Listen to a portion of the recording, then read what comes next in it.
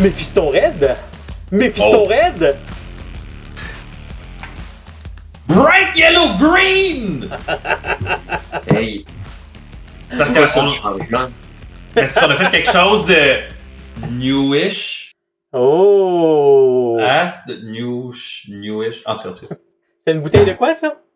C'est Medium Pro Acryl. On le voit pas super bien, là, mais c'est un Pro Acryl Weathering Medium. Ah! Leur pub, c'est genre Can't believe it's not oil wash. Le but, c'est qu'en fait, une espèce de grosse affaire de médium qui semble pouvoir diluer de l'acrylique puis donner un effet similaire à un oil wash sans que ça soit de l'huile.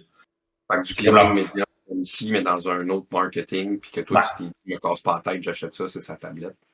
J'ai vu une vidéo, je pense que c'était El Miniatura, ça? Mm-hmm.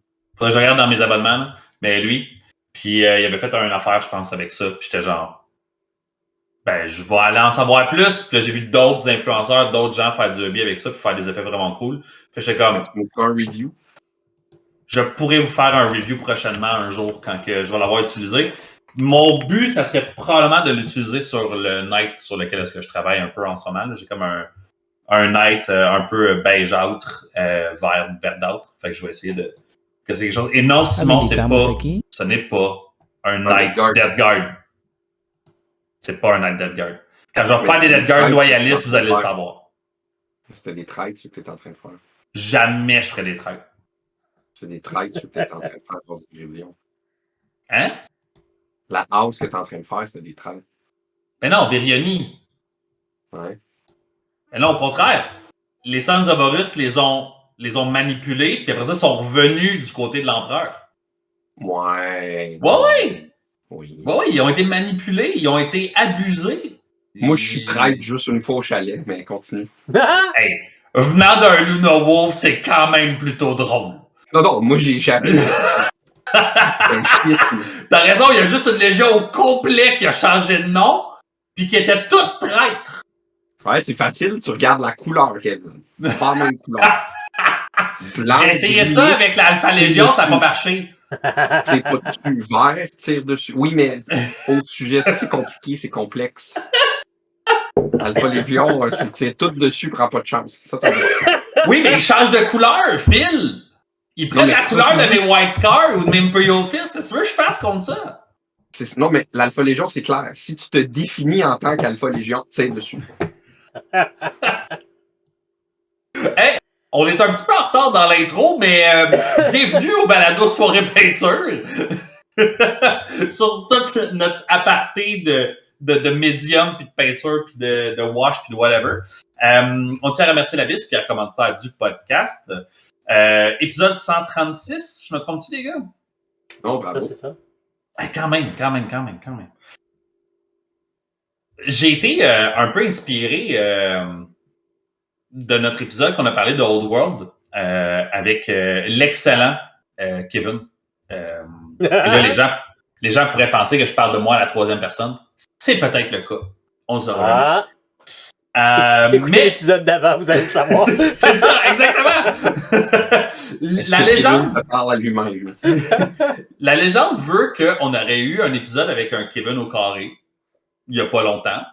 Et on a beaucoup parlé de The Old World, on a beaucoup parlé de la venue de Age of Sigmar en 2015, l'influence que ça a eu sur le Wargame, le renouveau du Old World qui revient, les releases, toute une affaire. Fait que si vous aimez ça, si vous êtes fan de Wargame de bataille rangée, ou si vous êtes fan de Warhammer Fantasy, puis vous vous dites, ben, il n'y a pas de contenu de Warhammer Fantasy aujourd'hui, c'est un épisode pour vous autres. On parle de plein d'affaires. Et un sujet qu'on a effleuré, /discuté, mais on n'a pas comme un peu approfondi, c'est les End Times. Et je vais être honnête, à cause de cet épisode-là, je suis allé m'acheter le livre que David a en arrière de lui. Yeah! Et on s'est dit, pourquoi pas faire un épisode où est-ce qu'on va delve deep, mais pas aussi deep que les Nains de la Moria, parce qu'il y a quand même des limites, là. Mais on va delve deep le plus possible dans les End Times. Puis pour ceux et celles qui nous écoutent en ce moment, ben peut-être que vous avez aucune idée ou vous avez vu des memes sur Internet.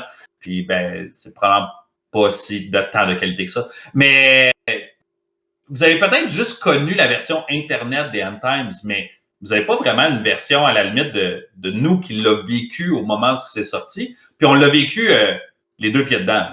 On jouait toutes les trois à Fantasy. On était toutes les trois des fans et collectionneurs et hobbyistes des armées qui étaient dans ces livres-là. On a tous vécu des émotions. On a tous vécu des frustrations et des bonheurs. Fait qu'on s'est dit, pourquoi pas en parler aujourd'hui?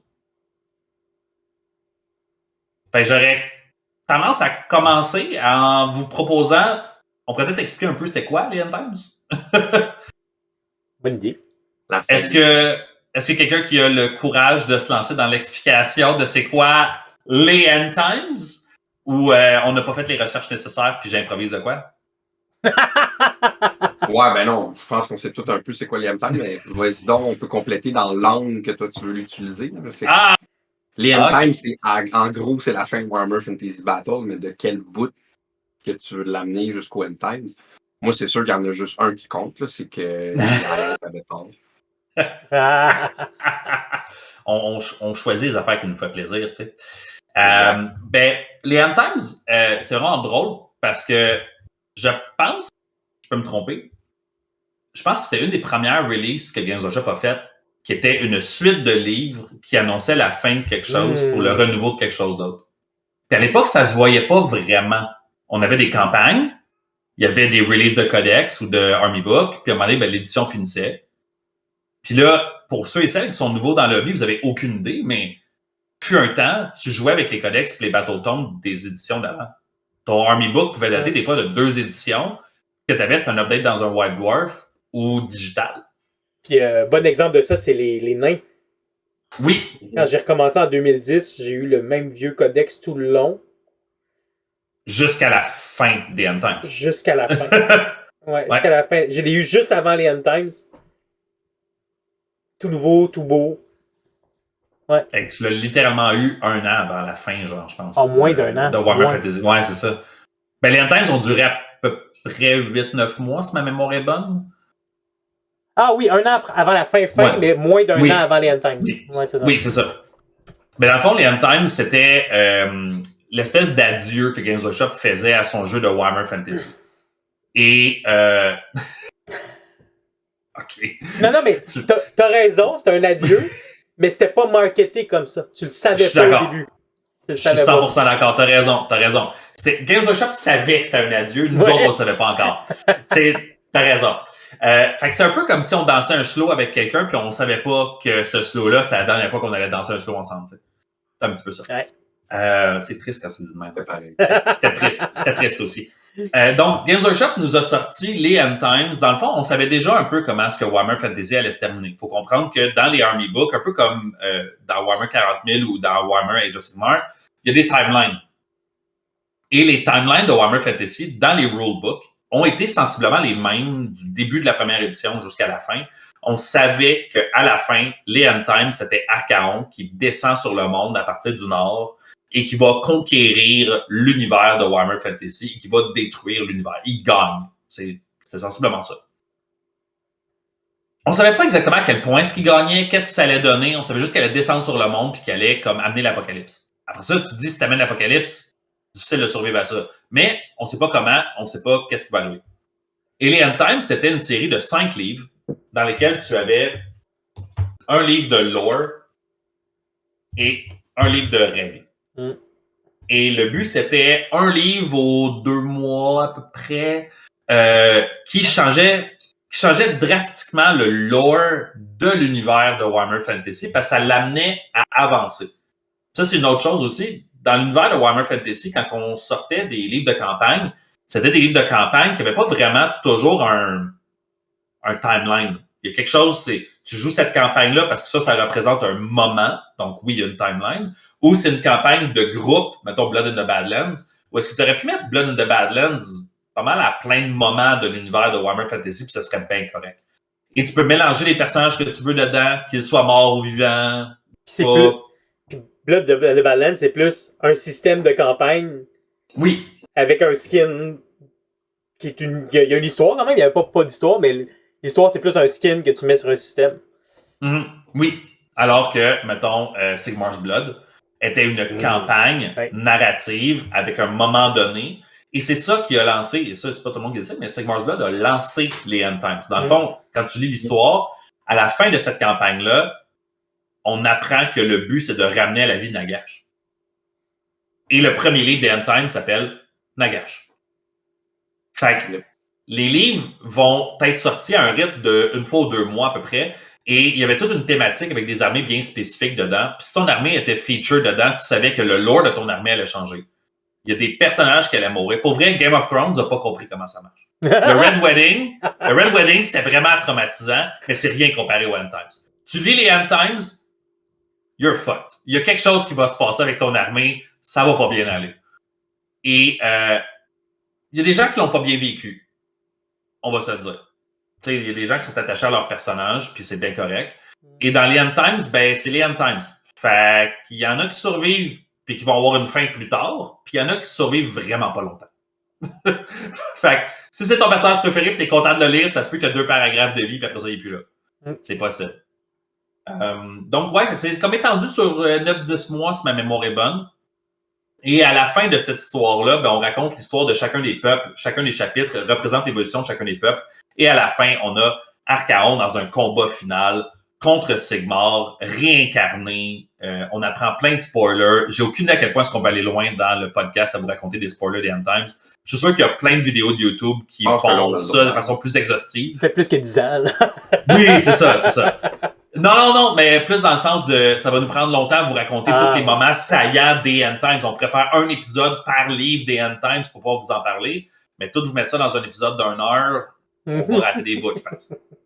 Mais tout ça pour dire qu'à la fin, on a Sigmar qui revient à la vie.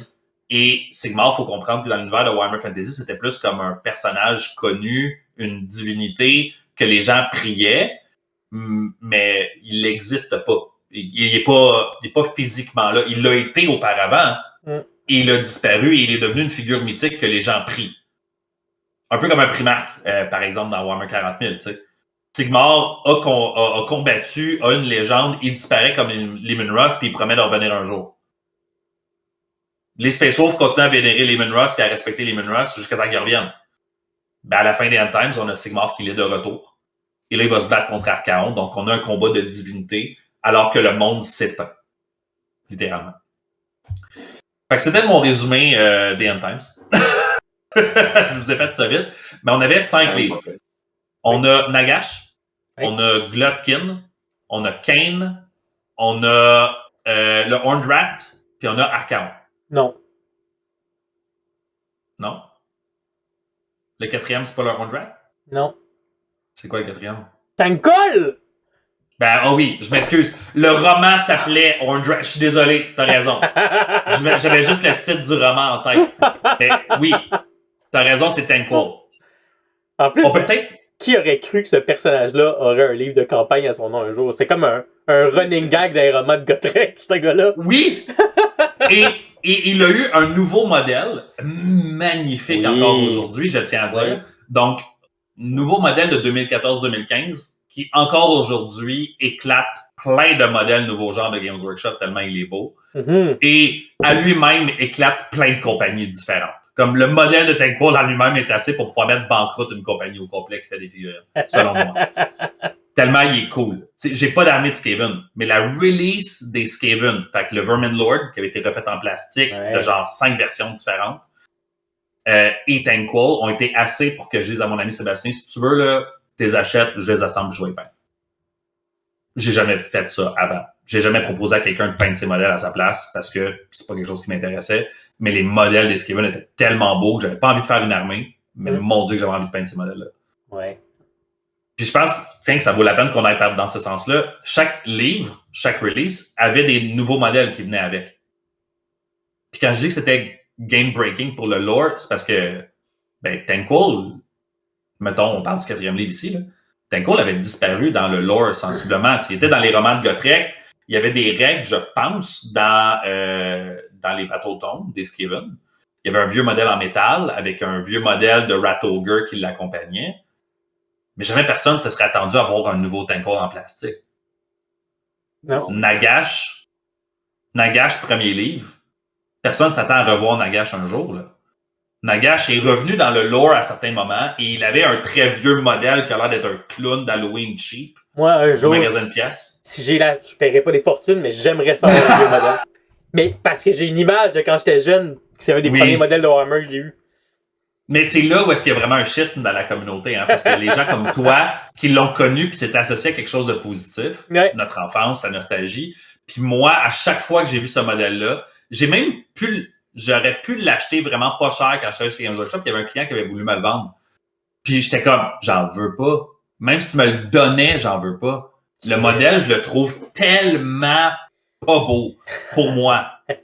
Mais je l'ai entendu souvent de la part de hobbyistes qui disaient non, tu comprends pas. C'était la première fois qu'on avait un modèle de ce genre-là. Nagash était Nagash. Il était grand pour l'époque. Ah, ouais. Fait que, premier livre des End Times, on a un nouveau modèle de Nagash. Il est une semi-divinité. Il était une légende dans l'univers de Warhammer Fantasy. Il faut comprendre que ce personnage-là s'est battu avec Sigmar quand Sigmar était un mortel dans l'univers de Warhammer Fantasy. Fait que, de raconter l'histoire de Sigmar's Blood, de finir avec un cliffhanger de Manfred qui est en train d'avoir un plan pour pouvoir ramener à la vie Nagash, c'est un peu comme, ouais, Arcane qui veut faire ça? Ah ouais, fait que là, ils vont, ouais, hein? Premier livre, on a plein de nouveaux modèles de vampires. On a un nouveau Manfred, on a une nouvelle Neferata, on a un nouveau Arcane de Black. Tous des modèles qui soit n'existaient pas, n'existaient plus ou méritaient un update. Ils reviennent sur le concept de Mortark, qui me semble qu'on n'avait pas avant. Oui, exactement. Donc, à l'époque, on crée le lore que Nagash prend 9 Mortarks, qui sont ses élus, parce qu'il y a 9 livres. Nagash a 9 livres de sorcellerie, donc il y a 9 Mortarks. Et il les nomme. Et là, on a les 3 qu'on vient de nommer. On a Vlad von Castein. On a qui n'a pas eu de nouveau modèle. No. À la limite, on pourrait dire qu'il est revenu avec un nouveau modèle dans Shadespire, dans Underworld. Mais, détail. Dans Underworld. Ben oui, Prince Duval. Celui avec le ring qui est comme ça, avec l'épée, là, c'est genre. C'est Vlad, là. Mais, tout ça pour dire, on a un nouveau revamp de plein de modèles. Les modèles sont plus gros, sont plus dynamiques. Ça donne un autre vibe complètement. Et on change toutes les règles du jeu. Il y a plein de règles dans le jeu qui vont se retrouver à être changées. La magie change, la composition des armées peut changer. Et chaque livre a eu ça. Chaque livre a amené une différence dans la composition des armées, a amené une différence dans la magie ou dans les règles de jeu, tout simplement. Ouais.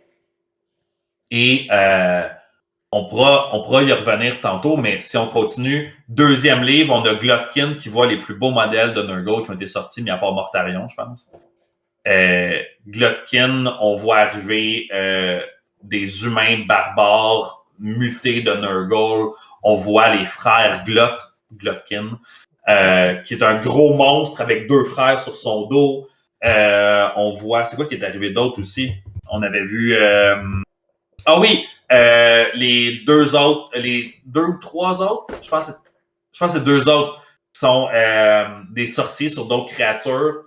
Qui étaient tous des super beaux modèles pour l'époque, au point il y avait vraiment une grosse disparité dans les modèles qui sortaient dans les End Times pour Warhammer Fantasy et les modèles qui étaient dans les Battletomes depuis vraiment longtemps. Là. Quand je dis que Tankwell était un modèle en métal avec un Ratogre en métal d'un côté, puis de l'autre côté, tu avais Glotkin qui est un modèle gros comme un Bloodthirster, avec 2 mages qui sont avec un mage puis un guerrier qui ont autant de détails que les Space Marines de la Death Guard ont actuellement à l'âge d'aujourd'hui. C'est pas exagéré, là. Ensuite, le 3e roman, on a Kane. Donc là, Phil, écoute, je pense que c'est ton bout. Qu'est-ce qu'on voit dans Kane? La réalité qui frappe les gens. Non, mais ça, je pense que c'est un bon moyen de faire un segue sur ce qu'on s'en va avec ça aussi. Là, c'est que ce qui était cool avec les End Times, c'est qu'ils utilisaient les livres pour faire différents angles sur où ce que tout s'amenait pour être la fin des End Times. Là. Fait que t'avais comme il y avait toujours une continuité, mais t'avais les Undead, t'as eu les Skaven avec l'Empire. Kane, c'était la sempiternelle fin de la chicane High Elf, Dark Elf, mais aussi tout ce qui est les vents de la magie puis ces trucs-là. Fait que Kane, ben, en gros, pour ceux qui s'en rappelaient, c'est dans The Old World, ben, les elfes s'étaient retirés du Old World sur Outloan pour protéger le vortex, entre autres, qui avait été créé à l'origine avec les premières invasions du chaos. Donc, les premiers héros à elfes, donc Anérion, qui était le combattant, puis Kalidor, qui était comme le mage, qui a comme amené la magie. Mais il avait créé ça pour siphonner la magie, dans le fond, raw, dans l'univers de Warhammer. Ben, comme devait arriver avec une gang de dudes nobs autant, ben, ils se sont pognés en chicane. Parce qu'exemple, Malekith, qui était le descendant d'Anarion, quand il a Game of Thrones, quand il n'a pas pu devenir le roi, il a viré fâché. Ça a créé un shit. Fâché est un euphémisme. Ouais. Genre guerre civile pendant des millénaires. Genre 7000 ans de guerre civile et de frustration. Genre. Fait que là, tu avais les Dark Elves et les High Elves, mais à la fin, ben, on s'est rendu compte que dans le fond, il avait raison. Si lui avait toffé, parce que pour élire un Phoenix King, tu devais passer à travers les Flames of Azurian, qui était un des dieux majeurs elfes, leur panthéon. Ben, si Malekith avait toffé, c'est lui qui allait être l'élu. Il n'a pas toffé, fait qu'il n'est pas devenu le roi. Ça a créé tout ce qui est arrivé. Mais pour se rendre compte à la fin que Azurian l'avait élu. C'est ça. Fait que dans la fin des End Times, les héros à elle, ben, Teclis qui aide à essayer de gérer toute la merde qui est en train de pogner, qui est encore là aujourd'hui, puis Tyrion qui est encore là aujourd'hui, mais lui vire à cause qu'il prend la Sword of Cain, qui est dans le fond ce qui est une épée maudite. Une épée maudite, c'est la forme corrompue de ce qui a été utilisé pour combattre le chaos, mais dans le fond, c'était corrompu. C'était comme une relique des elfes qui avait été mis comme à l'écart, qu'il fallait pas toucher. Mais pendant puis tout le monde, Malekith voulait aller la chercher parce qu'il disait que ça revenait à lui. Fait que c'était toujours comme le bonhomme 7 heures des elfes. Ben là, dans les End Times, Moratti, qui est avec Manfred, qui est encore là aujourd'hui. Qui est encore aujourd'hui, qui est encore une douche, qui a fourré tout le monde pour ceux qui suivent Age of Sigmar. Fait que ça continue. Elle fait encore au monde qui est la réincarnation de Kane. Elle s'entorche. Elle était probablement corrompue par le chaos et Slanesh dans les End Times. Fait que c'est elle qui a parti le bal. C'était la première femme d'Aenarion. Moratti est là depuis longtemps pour faire du trouble. Elle se dit, mon fils, j'arrive pas à faire ce qu'il veut. Je vais aller corrompre Tyrion. Elle finit par le corrompre. Il prend la Sword of Cain. Ça fait créer un autre schisme. Mais là, il se rend compte que Malekith, dans le fond, c'est lui qui devrait finalement devenir le roi. Fait que là, assez ironiquement, c'est lui qui devient le good guy. Puis c'est Tyrion, le good guy, qui devient le bad guy. Puis là, t'as des High Elves et des Dark Elves qui se mettent à changer de camp. À changer de camp. C'est le bordel total. Ouais. Les Wood Elves qui s'en mêlent, qui changent de camp aussi. Ouais. Puis là, pour culminer à la fin, que le plan de Teclis, avec aussi les autres qui avaient été touchés dans les romans, c'est que lui, il manipulait tout ça, parce que Teclis prouve aussi qu'il est un douche, que un plan... C'est pas nouveau de Age of Sigmar, là. C'est ça. Ben, c'était plus douche dans Warhammer Fantasy Battle que Age of Sigmar, autre que Moratti, qui a Carry On. Mais je sais pas. Moi, je trouve que les donnettes, là, il y a quelque chose de solidement douche dans la création d'une race pour pouvoir les renier après. Ouais, puis Malérion, puis Malekith qui est rendu dans les... Tu pognes-tu la trame continuelle là-dedans? C'est toutes les elfes qui ont carry on d'un univers à l'autre qui continuent avec des douches. On peut s'entendre là-dessus, même si on les aime bien. Pendant que tu dis ça, il y a David qui sourit puis qui pense à ses dieux nains puis qui fait « Moi, en tout cas, mes dieux nains, ils ont rien fait de mal. » C'est ça. Comme dans Warhammer Fantasy puis comme dans Age of Sigmar, ils ont rien fait. Oui! En faisant rien, ils ont rien fait. Donc, tu ne peux pas les accuser. Si on segway vite dans Age of Sigmar, c'est un peu la même affaire. Tu sais, Malérion, Malekith, avec Moratti, Tyrion, Teclis, qui pogne la neige parce qu'on peut faire le lien. Dans tout cas, tout ça culmine à ce que le plan de Teclis, c'était d'avoir des incarnates qui allaient incarner les vents de la magie pour pouvoir combattre le chaos. Pour ça, il fallait détruire le vortex de Kalidor. Fait que ça marche plus ou moins, Malekith réussit à comme vaincre Tyrion, il pète le vortex, Calidor est dans le vortex, il fait un beer. Là, c'est fini. Puis vraiment, dans le roman, là, il appogne, puis il fait « Tu restes ici ». Parce que là, ça chie, parce que Slanesh est attiré par ça. Il mange les... Il réussit à avoir les vents de magie. Mais là, Slanesh mange les angles des elfes, ces trucs-là, puis le Calidor pogne Morathi, puis fait « On va mourir ensemble, c'est fini, t'as foutu la marde assez. » Bon, ça n'a pas marché, parce que Calidor, il est potentiellement mort, mais Morathi a Kawion dans l'autre univers, alors pas pendre de Slanesh, fait pas c'est Puis c'est pour ça que dans Age of Sigmar, les elfes ont Slanesh au début d'Age of Sigmar est en dormance, parce qu'il est repu de toutes les armes elfes qu'il a mangées dans les End Times. Puis là, les elfes en profitent pour essayer de chacun créer son peuple, donc de reprendre des armes elfes. Donc, les Idonettes, les Luminettes, les Umbranettes qu'on n'a pas encore vues, d'autres projets qui n'ont pas marché, dont, exemple, les Médusailles, puis ces trucs-là. Fait que, les elfes dans Age of Sigmar sont sur le contre-coup, justement, c'est ça qui est le fun, des End Times. Puis, les dieux, Anariel, Malérion, Morathi, Malekith, tous les vents de la Sigmar, qui est le Lightning, qui est Sigmar, qui est Karl Franz dans les End Times, c'était quand même le plan de Teclitz à l'origine, qui était les 8 vents de la magie qui ont été utilisés, relâchés. C'est Nagash qui a repris la magie de la mort. Donc, Teclis, son plan, c'est quand même ça. Ça a foiré un peu, pas mal. Mais c'est ça qu'il a quand même créé. Ils ont basé Age of Sigmar là-dessus. C'est quand même la suite des End Times. Fait que ça, le volet des elfes était quand même assez important. Ben, c'est ça qui amenait au cataclysme. Parce que Malekith est quand même celui qui affronte Archaron à la fin avec d'autres. Mais c'est rendu vraiment Malekith qui est comme la figure de proue des End Times à la fin. C'est qu'il y a eu énormément de changements. Il y a eu énormément de changements qui étaient amenés dans les End Times dans le but de pouvoir recentrer certains personnages. Puis c'est ça qui pouvait être difficile des fois pour certaines personnes. C'est sûr, en préparation de Age of Sigmar, eux autres, ils le faisaient.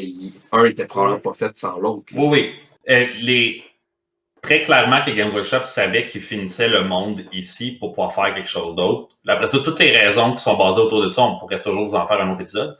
Mais la base de Age of Sigmar, quand elle est sortie en 2015, c'était de dire où est-ce qu'on est rendu, qui est-ce qu'on garde, qui est-ce qu'on garde pas. Donc, quand ils ont écrit les End Times, à la fin, comme Phil vous l'a mentionné, les 8 vents de la magie existaient dans des individus. Ces individus-là ne sont pas décrits comme étant morts. Ils s'éteignent, disparaissent ou tombent inconscients de plein de façons différentes. Et après ça, ils sont absorbés par la fin du monde, tout simplement. Fait qu'on n'a pas de suite. Fait que c'était facile pour eux, dans un rulebook, de pouvoir te dire voici les divinités de l'univers. Puis là, là-dedans, t'as la légende de Tyrion et Teclis. Fait que si t'as jamais regardé Warhammer Fantasy, tu lis ce rulebook-là, puis tu fais des frères jumeaux dieux, un aveugle, un whatever, un magie, un corps à corps, intéressant, un être d'ombre et de colère. Malérion, c'est qui ça? Tu pourrais facilement faire du Age of Sigmar puis pas savoir ce qui s'est passé dans Fantasy. Mais tu peux aussi être un fan de l'univers de Warhammer Fantasy puis de voir la corrélation cohérente qu'il y a entre les deux univers. Parce que les gens qui sont assis autour de la table, qui ont pris cette décision crève-cœur-là de tuer un univers pour en faire un autre, je pense pas que c'était de pur bonheur, mais je pense que c'était de dire comment est-ce qu'on peut essayer de faire couper la poire en deux puis de trouver quelque chose qui va respecter un peu les personnages puis qui va donner un bel adieu aux gens qu'on aime, qu'on a évolué avec eux. Parce que Warhammer Fantasy existe depuis genre 87. Ça fait longtemps que ce monde-là existait puis que ces gens-là ont trippé sur cet univers-là. Fait que je pense qu'il y a comme une preuve de respect, même si pour certaines personnes, on décrit les End Times comme étant un manque de respect envers leurs personnages ou envers l'univers de Warhammer Fantasy. Je suis en train de les relire. Là. Je suis en train de réécouter les audiobooks parce qu'on peut tous les trouver sur Audible. À l'époque, tu me dirais ce que tu en penses, David, mais moi, à l'époque, je les écoutais, je les lisais, je lisais les livres, puis je jouais les games.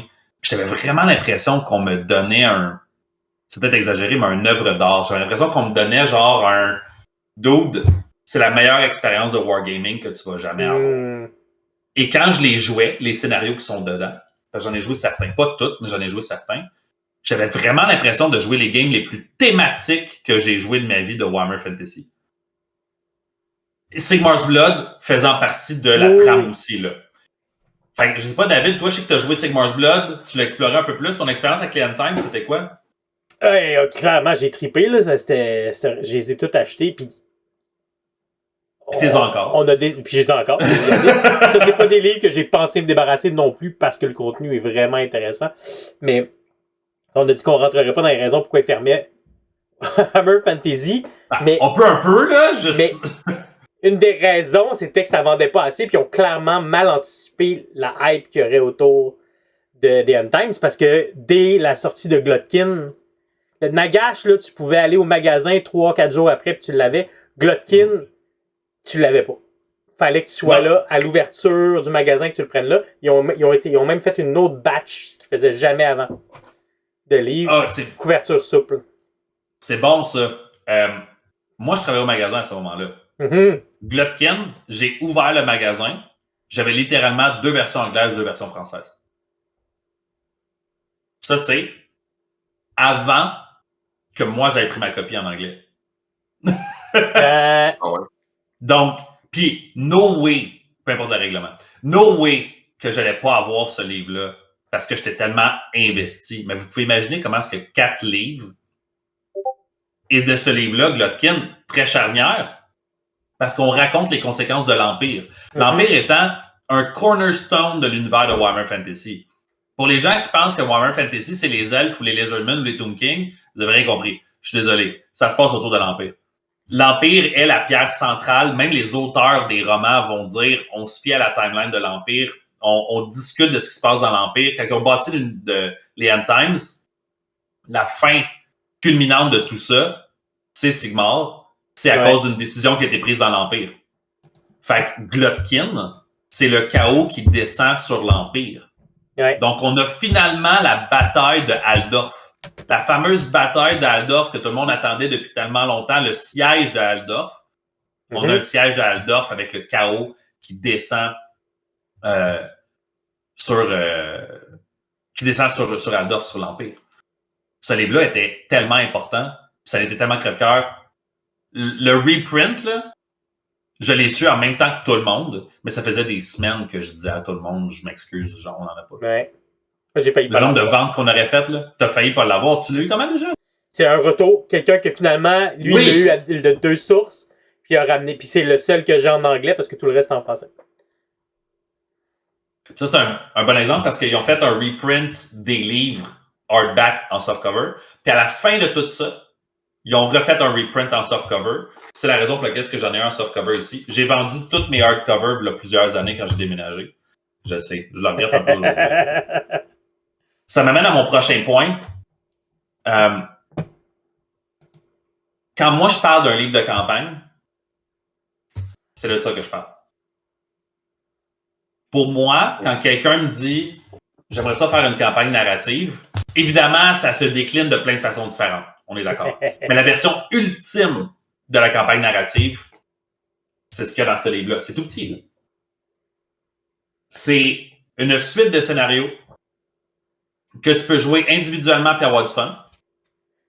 Ça prend les deux. Ça prend les 2 livres. Ben, ça prend 2 livres pour pouvoir comprendre le lore de ce qui se passe. C'est ça. Mais Oui. Mais ce que je veux dire par campagne narrative, c'est, tu sais, quand on parle d'un livre que c'est un skin avec un système. Ouais. Ça, c'est pas un skin avec un système. Bon, il y a le vieux Keeper Secret ici que j'aime vraiment pas, là. Mais désolé pour les nostalgiques. Mais tu sais, t'as des shots comme ça, là, des lignes de lancier avec des Shadow Warriors, avec des Cold One. T'as la map de déploiement qui est spécifique à ce scénario-là. T'as plein de règles spéciales et t'as un editor's note par scénario qui te dit voici mon intention, voici comment ça devrait être fait, puis voici pourquoi c'est fait de même. Et il te donne les unités. Tu peux faire encore des listes, mais dire ces unités-là, il faut qu'ils soient là. Puis c'est pas un chariot, c'est le chariot de la Reine de Glace où ils ont des noms. Exact. Puis quand tu vas dans le gros livre, toutes les unités qui sont là, ou la plupart des grandes unités, ont un nom avec une image pour les représenter. Fait que si tu voulais les peindre, tu peux les peindre. Puis je vais aller plus loin que ça. C'est parfait. Si je vais plus loin que ça, si tu prends le scénario associé à la partie du livre, du lore, tu vas avoir les unités spécifiques qui vont être mises dedans. Fait qu'ils vont te dire, voici ce qui faisait partie de cette bataille-là et voici les personnages. Et, mettons sur une table de Wargame, là, tu te dis, je vais pas avoir 6 chariots Cold One quand même, je vais en avoir rien qu'un. C'est ça que j'ai. Le scénario me dit qu'il y a des Cold One Chariot, j'en ai un, je le joue. C'est tout à fait correct.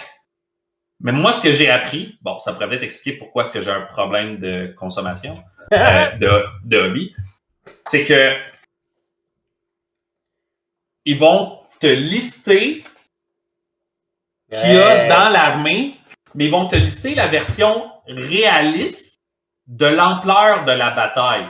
Laissez-moi vous expliquer rapidement. Supposons,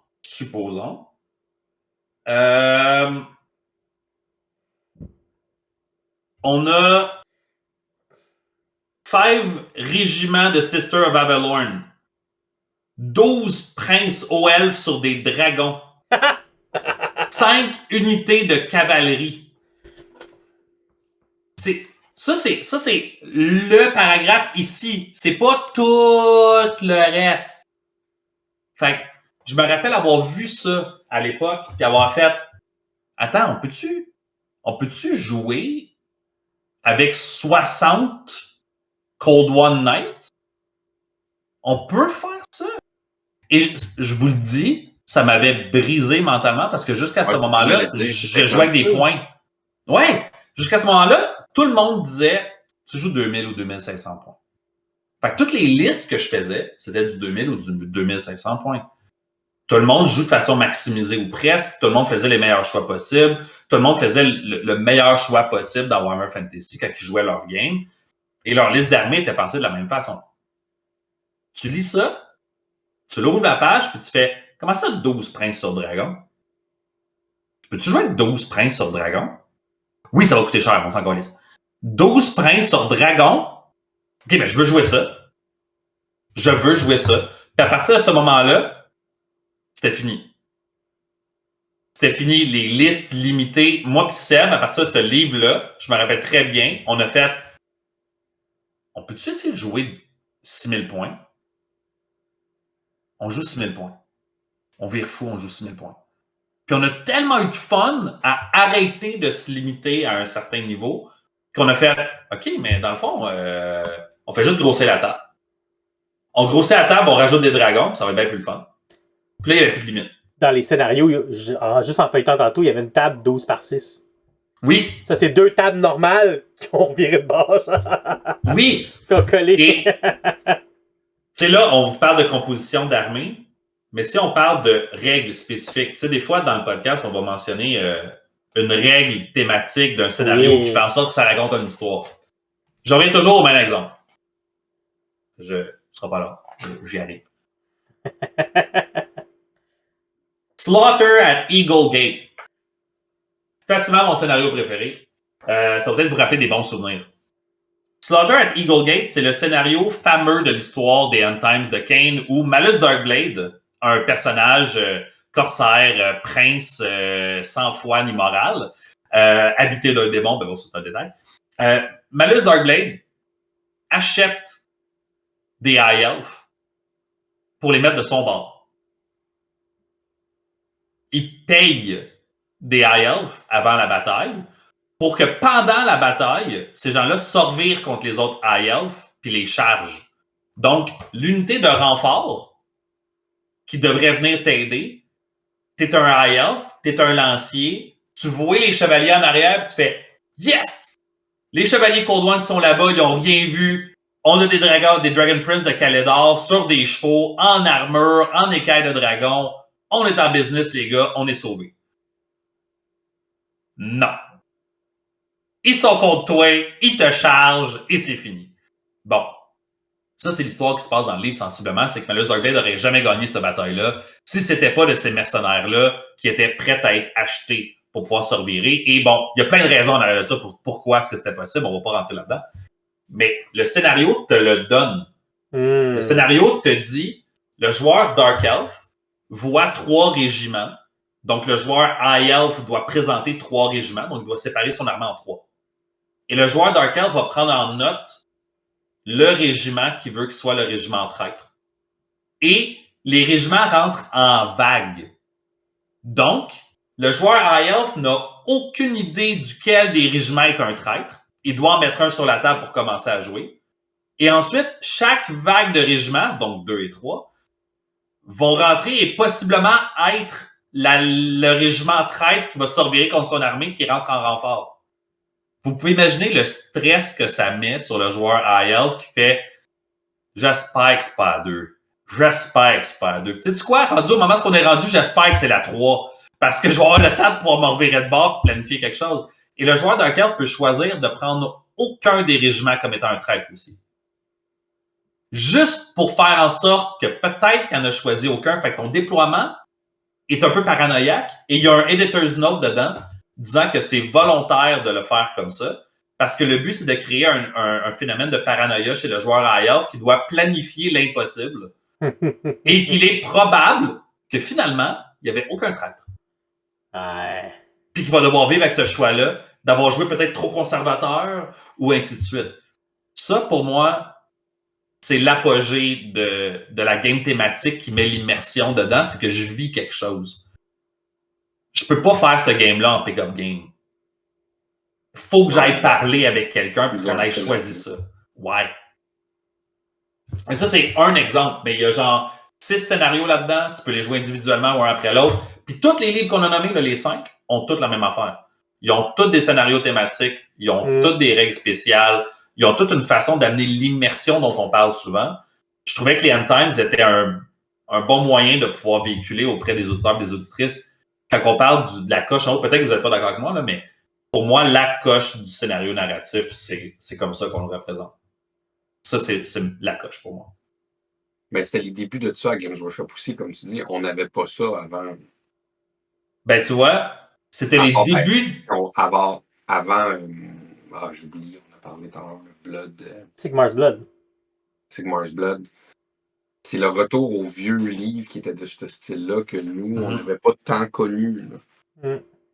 Je me suis posé la question en préparant l'épisode d'aujourd'hui en me disant c'est quoi la fois d'avant, avant Sigmar's Blood, qui était comme ça? La rancune de Drong? Et ça, c'est quoi? C'est 3e édition? 4e édition? Dans les années 90. Hey, mais ça vous donne une idée, là? Ça, c'est arrivé en genre 2014-2013, Sigmar's Blood. Parce qu'il y a quand même eu un gap entre Sigmar's Blood et Nagash, là. Les gens on savait pas si ça allait aboutir à quelque chose ou pas.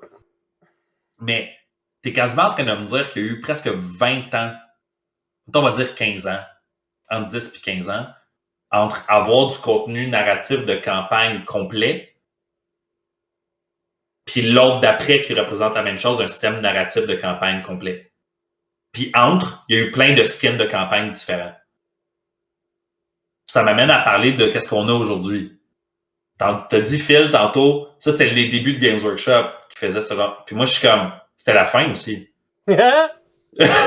Parce que Vigilus est le plus proche, selon moi, qu'on s'est rapproché d'un système de campagne qui n'était pas juste un skin, qui avait des scénarios que tu pouvais jouer un après l'autre, mais il était beaucoup moins complet que ça.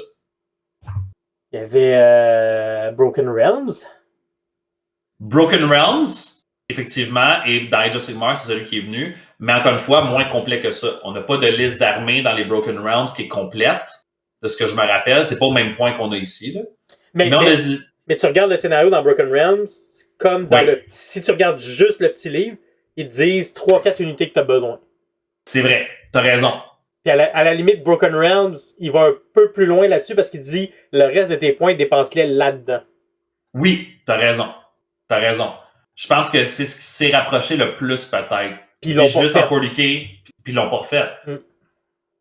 Puis là, j'ai amené avec moi des bons exemples parce que j'adore quand les gens disent les bons vieux Black Book. Les bons vieux Black Book. Les Black Book étaient comme le plus proche de ce que je pourrais nommer des End Times pour 30K, mais je pense pas qu'on s'est rapproché du niveau de détail des End Times. Quand tu regardes un Black Book, tu as énormément d'informations, Mais quand tu regardes, est-ce qu'il y a des suites de scénarios avec un système de campagne exhaustif? Pas tant. Non, c'est plus t'as une histoire d'un bord, puis t'as des scénarios relativement génériques de l'autre. C'est fait pour représenter de façon générale un embuscade ou un truc spécifique, mais puis t'as pas une map avec un lieu précis. Non. Il n'y a pas de liste d'armées spécifique. Des fois, il y a des personnages qui vont être dit, par exemple, dans celui de Ace 23, il y a un scénario avec Angron, ça te dit qu'il faut que tu mettes Angron. Ça te dit les forces qui sont présentes, mais ils vont pas nécessairement te dire que tu dois avoir 12 Land Raiders. Tu dois avoir une unité de Land Raider accompagnée de Terminator à l'intérieur. Ils vont pas jusque-là. Et là, on a la nouvelle tentative de Games Workshop de campagne narrative pour l'Horus Heresy, que des fois, on se permet de faire une comparaison, mais si on fait une comparaison entre les deux, celui-là ici, c'est 2 scénarios. 2 scénarios thématiques. Tout le reste, c'est du lore ou des petites règles spéciales. Ça peut être cool. Sinon, c'est les scénarios génériques du livre de règles. Puis le système de campagne qui est là-dedans, c'est un système de campagne qui te dit de jouer sensiblement à des pick-up games entre les scénarios narratifs extraordinaires ou de juste jouer les scénarios narratifs extraordinaires. Mais c'est pas vraiment un système de campagne complet comme qu'on a mentionné tantôt dans les End Times. Fait que j'aurais tendance à dire que Horus Heresy n'a pas vu un système de campagne complet comme on a eu dans Warhammer Fantasy avec les End Times. J'ai mon Vigilus, qui selon moi pour 40K est le plus proche que 40K a vu d'une campagne narrative complète.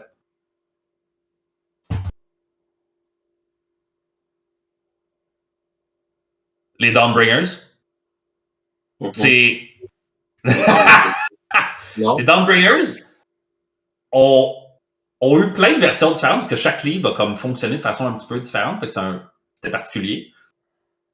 Ils se sont rapprochés de ce que Broken Realm faisait, mais en voulant le mettre plus match-play.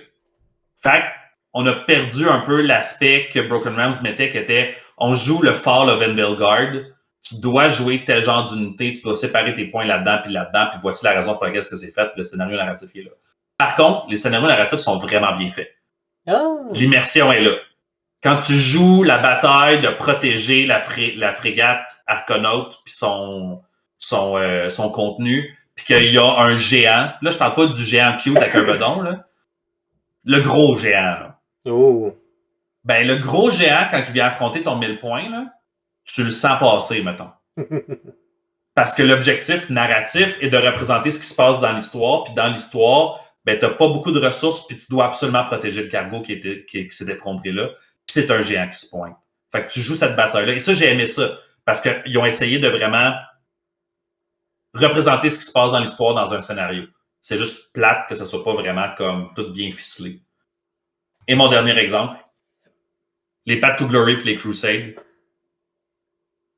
Les Path to Glory et les Crusades qui sont, pour moi, la nouvelle tentative de Games Workshop de pouvoir faire du narratif, qui sont très bien. J'aime Path to Glory, j'aime Crusade, mais c'est pas complet. On n'est pas dans une expérience complète.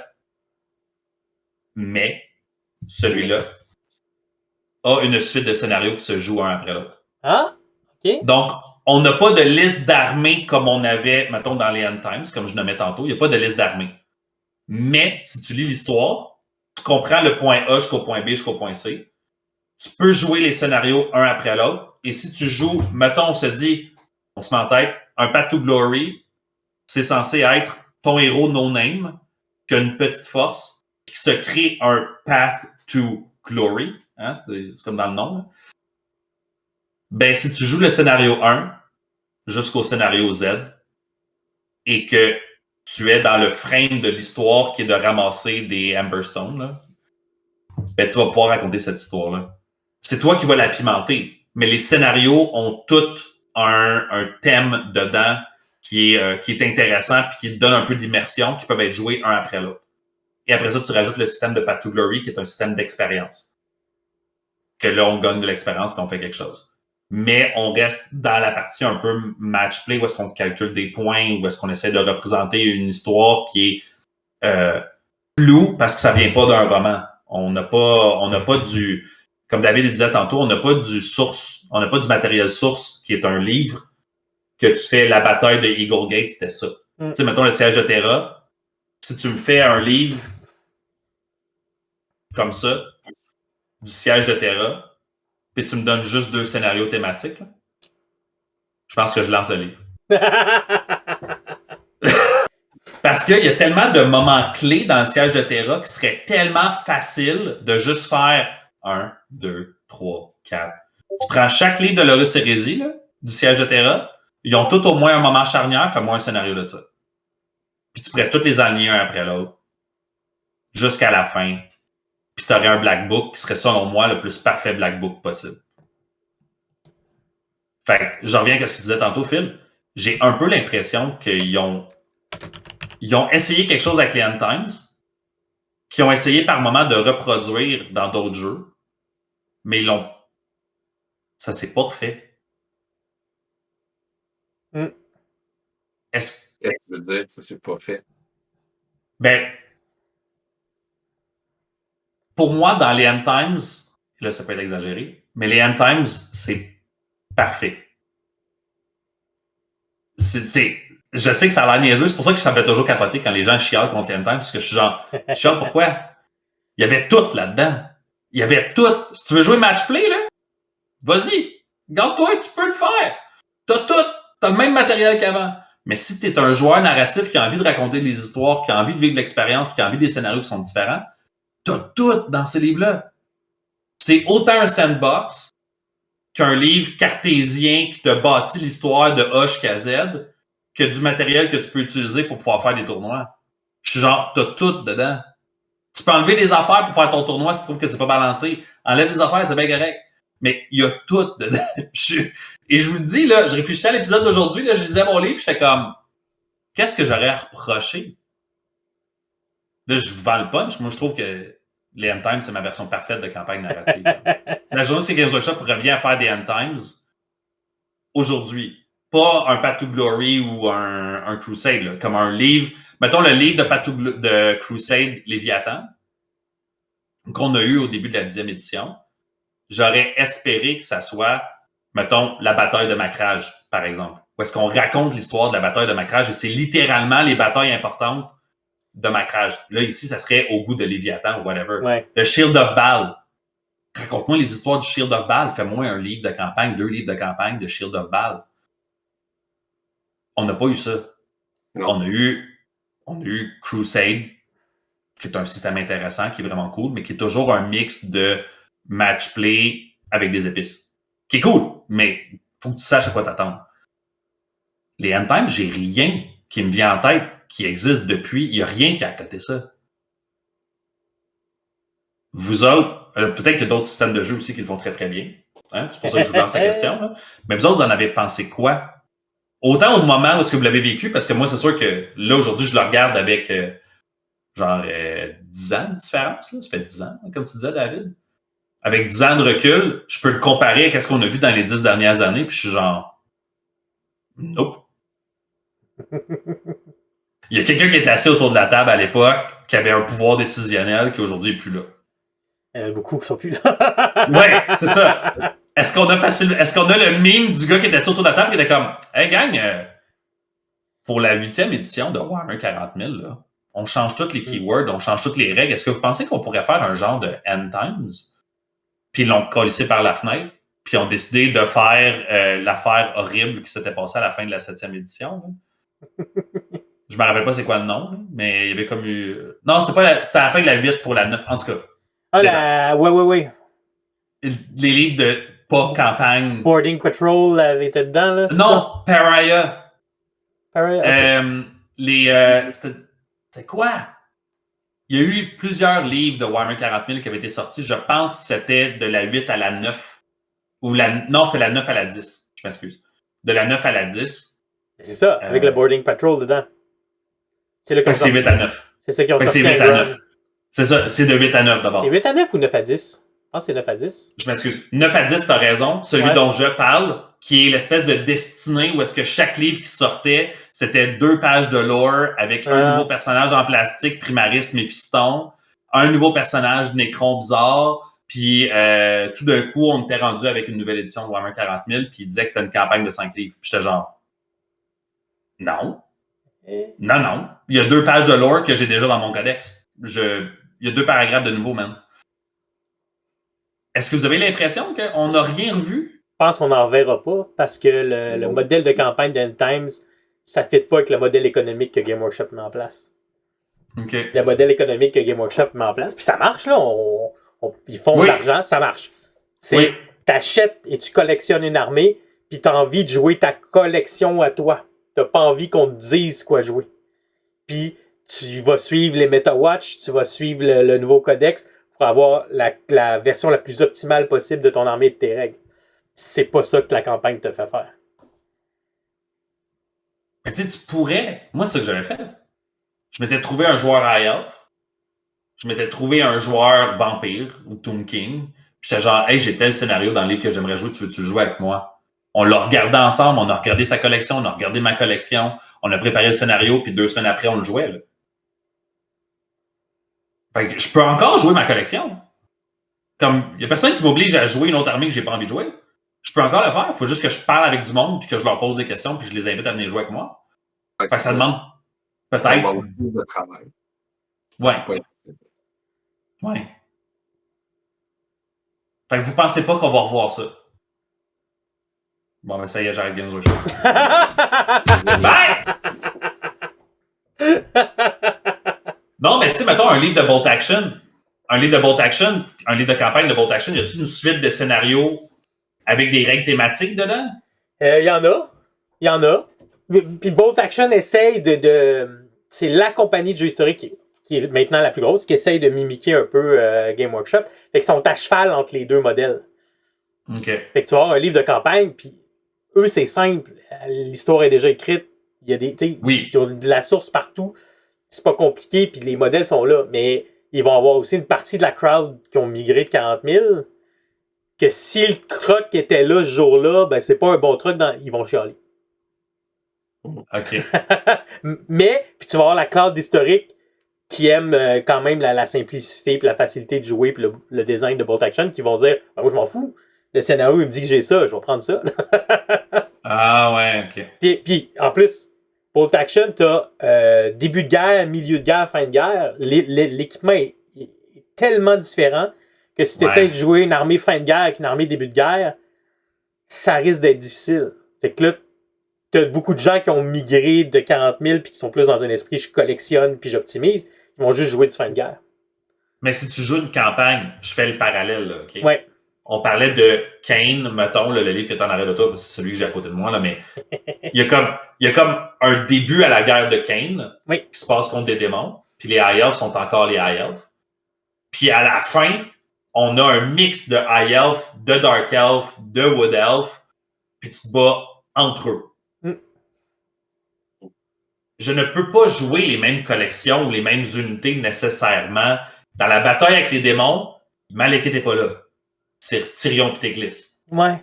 Et c'est des High Elves, leur armée, à ce moment-là. Fait que c'est ça que je joue. Le gars qui joue devant moi, il joue les démons. T'sais. Ou la fille qui joue devant moi joue les démons. Ouais. Je joue ça. Le début de guerre, le fin de guerre, mettons dans ceci, mettons toute ta campagne se passe en début de guerre. Tu joues la même armée. Ça existe-tu, ça? Comme une suite de scénarios avec des règles thématiques dedans que tu joues puis tu racontes l'histoire de ça à ça. Pour le débarquement de Normandie, tu as des suppléments. C'est pas juste un supplément pour le débarquement de Normandie. C'est ça par plage, le secteur canadien et le secteur US. Avec une série de scénarios de ce débarquement-là. Fait que ça, oui, tu devrais Bolt Action. Fait que c'est-tu parce que, mettons, les End Times ont pris une approche historique? Je pense, oui. Avec l'héralderie, le nombre d'unités, on est rendu à donner des noms, des clats. Fait que, tu sais, au lieu de juste parler de régiment pour toutes, ben, ils donnent des noms. Il y a des clats de Dragon Riders. C'est un groupe. Fait qu'ils ont comme donné Ils ont comme donné des noms, puis des thèmes, puis des connotations à des choses qui n'existaient pas avant. Dans le but de rendre ça le plus légitime possible, peut-être? De rajouter à l'immersion? Sûrement, oui. Mais tu sais, comme les gens qui ont écrit les End Times, la vieille équipe, puis certains de la nouvelle nous avaient dit... c'est sûr que Jervis était là-dedans. Là. C'est sûr que Jervis était là-dedans. C'est beaucoup de monde qui font aussi de l'historique. Fait qu'ils ont vu c'est quoi des livres de campagne historique. C'est vrai. La campagne de Russie, napoléonienne, ils savent qu'est-ce que c'est, ils ont une idée de la structure, puis après ça, eux, ils prennent leur imagination, ils font comme, hey, moi, je mets des Skaven, hey, moi, je mets des elfes là-dedans, puis comme, ça ressemble à quoi? Fait qu'ils ont toutes les sources possibles pour pouvoir faire ce magnifique travail qu'ils ont fait là. Mais je pense qu'il y a un marché pour ça, on est la preuve, là, puis je pense qu'on n'est pas tout seul. Moi, tu me sortirais ça dans Age of Sigmar, là. Si je suis capable de pouvoir mettre 40, 50, 60 piastres là-dessus, parce que j'ai hâte de le jouer. Je suis content, j'ai hâte de le jouer, je l'aime.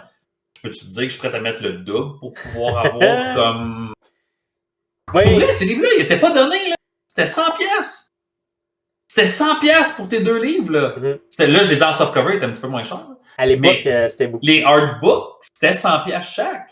C'était à l'époque, en 2014. À l'époque où une unité qui vaut 70 piastres, c'était 40 piastres. Aujourd'hui, et 40 piastres à l'époque. Ou sauf les Witch Elf qui ont toujours été 70. Ouais. mais je pense, en tout cas, je pense que le public cible de Game Workshop, c'est des gens qui se font une équipe de sport sur une patinoire avec 2 buts. Mm-hmm. Ça, c'est le public cible en ce moment. Il y a du monde comme ça, il y a un marché pour ça, ça marche bien. Ça s'organise bien un tournoi, ça donne une grande visibilité.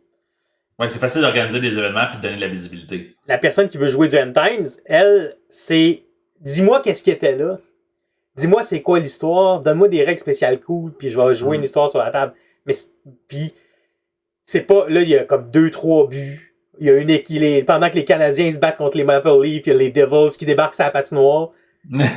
Mais c'est pas un j'ai optimisé mon équipe pour jouer contre l'autre équipe. Ouais, puis je vais premier trio, deuxième trio, troisième trio. C'est ça. Ouais. Ben, tu vois, je trouve ça dommage parce que dans 40 000 en ce moment, on est arrivé à la fin de la série de romans, si ma mémoire est bonne, de Dawn of Fire. Où est-ce qu'on a une série de genre 12 romans, je pense, quelque chose de genre. Où est-ce qu'on raconte l'histoire de Gulliman puis de l'épopée des Space Marines, des Primaris qui sont envoyés un peu partout. Chaque livre est un moment charnière de l'Imperium au moment où on le joue en ce moment dans Warhammer 40 000. Puis je suis comme, ça aurait été tellement, à la fin de ces 12 livres-là, mettons, ça serait tellement le moment parfait de me sortir 1 ou 2 livres de campagne à la Vigilus avec les moments charnières de qu'est-ce qu'on joue, t'sais.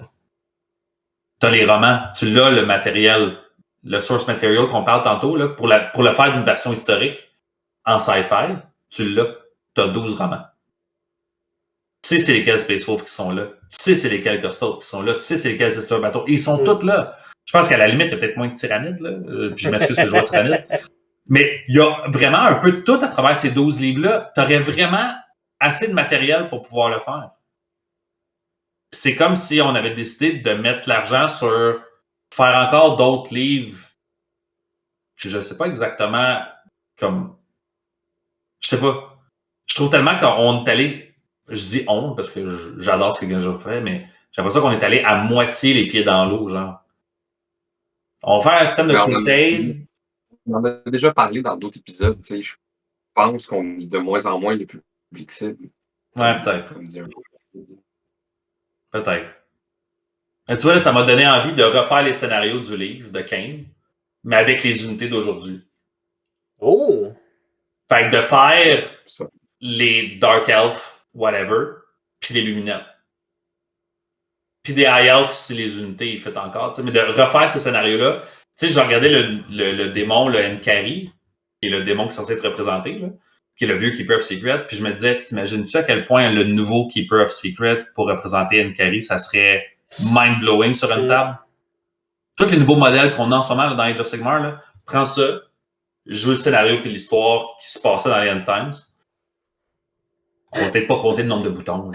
mais non, mais tu sais, le Keeper of Secret, qu'il soit le Keeper of Secret de cette époque-là, ça, tu peux le changer. Des unités de lancier, pour moi, unité de lancier pour unité de lancier, l'esthétique du lancier Luminette, l'esthétique du lancier AF, mis à part qu'il y ait 30 ans de différence entre les deux, c'est assez similaire pour pas que ça brise mon immersion. Je suis d'accord qu'il y a des affaires. Ouais. J'irais pas prendre, mettons, les chevaliers kangourous, là. Ça, peut-être qu'on est ailleurs que l'univers de Fantasy. Les Silver Helm vont peut-être être plus représentés par les lanciers sur cheval. Il y a des lanciers sur cheval. Fait que si tu me dis ça, c'est mes Silver Helm, je suis comme, C'est des gars sur cheval, il n'y a pas de mutation, il n'y a pas rien de spécial, c'est des elfes en armure, avec un cheval en armure. Ça m'a donné l'idée de dire, mais peux-tu faire ça? Je pense que je peux. Fait que voilà. On ne sait pas après le bébé où est-ce que je vais aller, mais j'ai envie de jouer ces scénarios-là. Autant tous les livres que t'en as de toi. Là. Yes! Il y a une nouvelle armée de vampires qui s'en vient. Tout le livre de Nagash au complet, là, c'est tous des vampires qui sont là-dedans et des humains de l'Empire. Je suis sûr et certain qu'on peut prendre les vieux modèles de l'Empire, on prend les nouveaux modèles des vampires, tu sacs ça sur une table et tu fais les scénarios qui sont dans le livre. Je suis sûr que ça marche. Je suis sûr. C'est un beau défi. Je vais. On peut faire un beau défi de table aussi.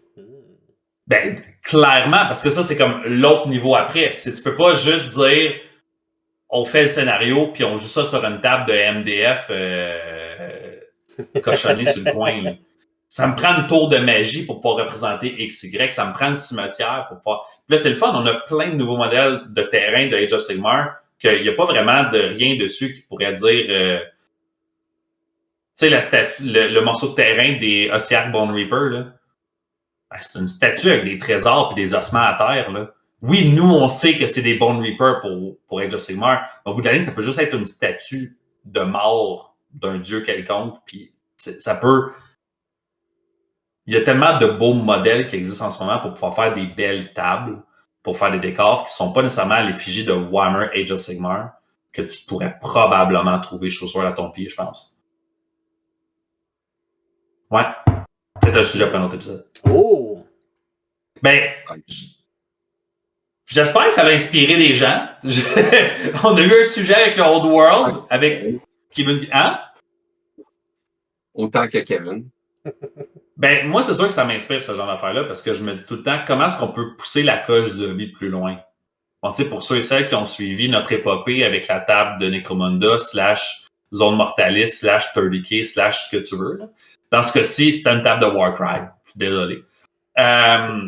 Notre épopée avec cette table-là a été un bon exemple de dire comment est-ce qu'on peut pousser la coche du hobby un peu plus loin. Qu'est-ce qu'on peut faire de plus grand? Qu'est-ce qu'on peut faire de plus cool? Qu'est-ce qui se fait pas en ce moment dans le hobby de Games Workshop? Parce que moi, c'est le hobby que je consomme le plus. Mais qu'est-ce qui se fait pas là-dedans qu'on peut développer? Parce que c'est sûr que ça fait triper du monde. Il n'y a pas un événement qu'on n'a pas fait dans notre groupe qui n'a pas fait triper du monde, qui ne s'attendait pas à vivre ça.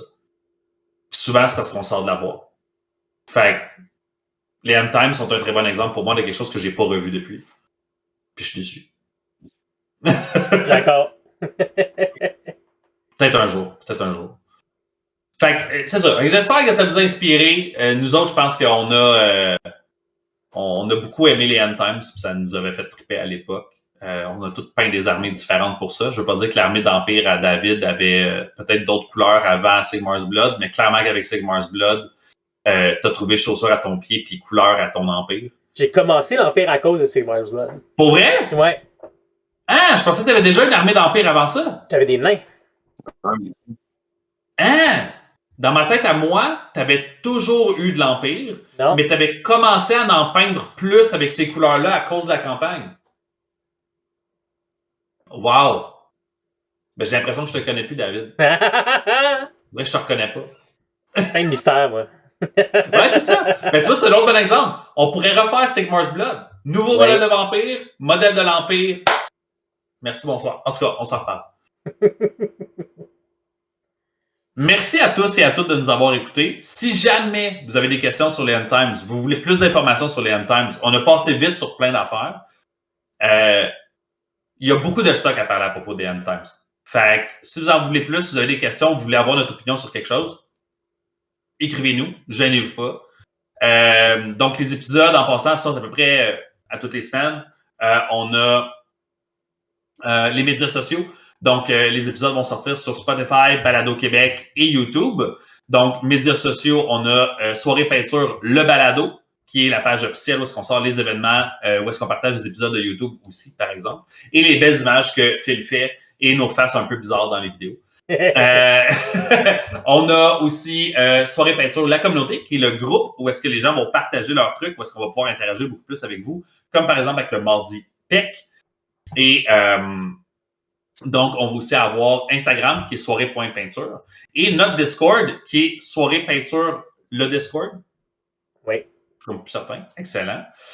Et on vient de lancer, pour ceux et celles qui nous écoutent en ce moment, si ça vous tente, on vient de lancer le Discord ouvert à tous. Donc, le lundi soir, on a une soirée de peinture en live sur Discord où est-ce qu'on peut interagir avec vous. En ce moment, je vais vous avouer que c'est pas mal plus David qui est là que moi puis Phil. Fait que si vous avez le goût de jaser avec David, il est là, il a du fun, il trippe, puis ben nous autres, on va essayer d'être là une fois de temps en temps. Et il reste-tu autre chose à dire? As-tu oublié quelque chose? Le concours du chandail. Oh! Ouais, ça va être un challenge aujourd'hui. Ça va être un challenge aujourd'hui. J'aurais tendance à suggérer de prendre les fleurs qui sont là. Ah, ouais. Ben ça, oui, ça va être un challenge. Hein? C'est un autre challenge. Attends, je peux me rapprocher un petit peu. Tu sais, des fois, les gens disent que je donne ma chemise pour le monde. Là. Ah, oui. Okay. Fait que c'est plus proche que je pouvais me rendre sans enlever ma chemise. Fait on n'est pas ce genre de channel-là, je suis vraiment désolé. Fait que ouais, ben, je sais, on fait tellement d'argent. Faudrait payer le monde pour qu'il vienne nous voir. Donc, on espère que vous avez aimé ça. Merci d'avoir été avec nous encore cette semaine. Il nous reste juste une chose à dire. David? Uncle? Oh. Phil? Moretti. Malekith. Ah. Bonne soirée, peinture.